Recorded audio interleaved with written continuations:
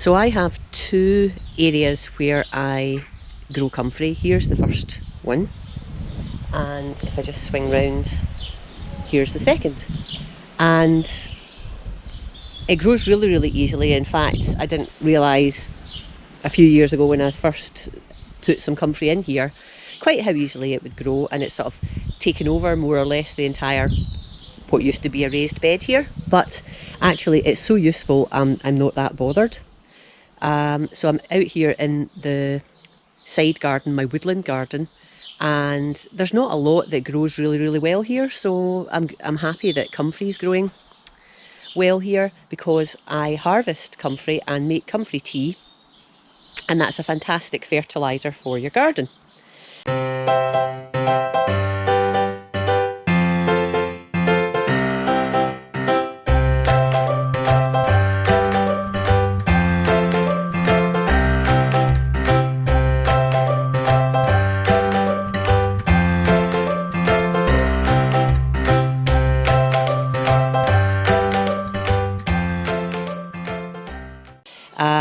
So I'll show you the sort of two techniques I use to generate my comfrey tea, one of which is a brand new venture. But comfrey, it really is, it's fantastic, a fantastic organic method of fertilising your plants, because it's high in nitrogen and phosphorus and potassium, as well as having high levels of calcium, and all of these things are great for your plants. So let's go and see how I use this fantastic plant to make comfrey tea. So here's the here's the little device that I'm using to make comfrey tea in a sort of modest scale. Oh, hello Colin. You're blocking the path. It's called what's it called? A vegetable plant food maker.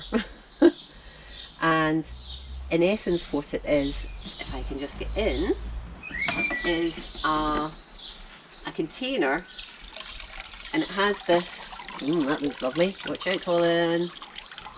It has this sort of basket, and in there you put whatever you want to use to make your plant fertiliser. And in this case I have filled it with comfrey, or I did fill it with comfrey about 3.5 weeks ago, and it was full to the brim, and you can see there's only a little bit now, a little bit of sludge at the bottom, and it sits in there. And just put that back in. You've got this guy that you can sort of pop up and down, and you can turn around just to sort of agitate the water to make sure the water's going through the little basket with the plant material in, and it helps to, you know, keep things moving and encourage the fertiliser to be produced and the plant material to break down. So nice simple affair really, and it means you're not having to get in about it really at all, other than at the start and then at the end. So this has been about 3.5 weeks, and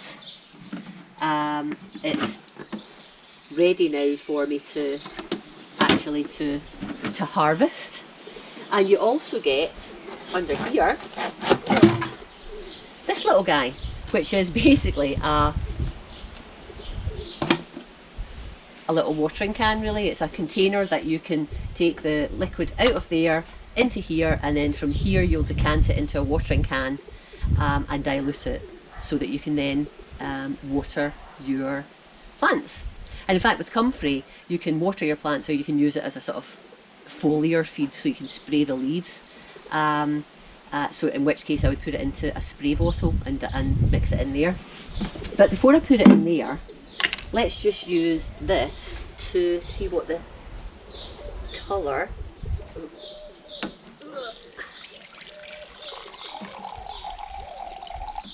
Now the good news is for me, I've got a rotten sense of smell.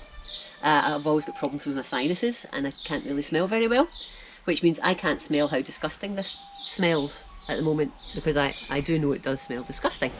But there you can see, that is what the finished product looks like. Now it's too strong to use undiluted. I would dilute it maybe 1 part this to 4 parts water or thereabouts, and yeah, that's the first method I use to make my comfrey tea. So I'm going to pour that in there, take that back into the kitchen and give it a good wash, and then I am going to just drain off the rest into that jug.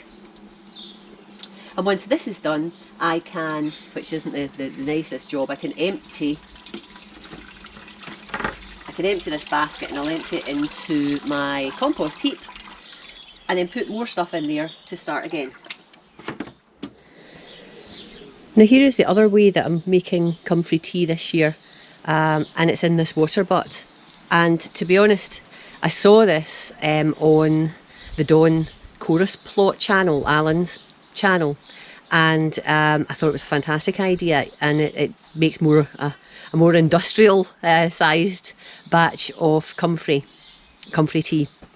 So in essence, if I just pop this down here and take the lid off, if I can, it's quite tight.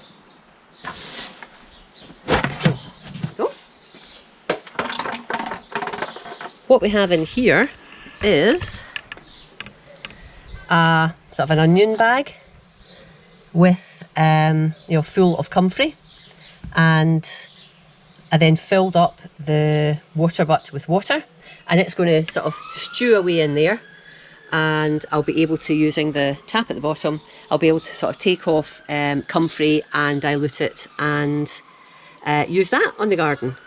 And I've got a little just a gizmo here to stop the basket disappearing and me having to dig it out with my hands.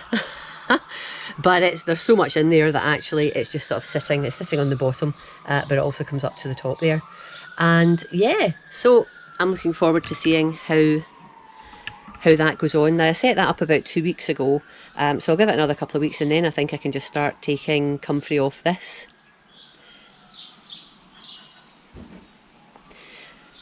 I wonder if I could just keep topping it up with water as well. It might, I'll get a more dilute, eventually get more dilute concentration of comfrey, because it will gradually, it'll be breaking down as we go through the season. So Alan, if you're watching, is that what you plan to do, or do you just sort of fill it up, then use it until you've run out of liquid, and then just discard the comfrey and start again? Either way, I think it's going to be a really good provider of fertiliser for the garden. So that's the 2 ways I make comfrey tea. Yeah, I hope you found this useful.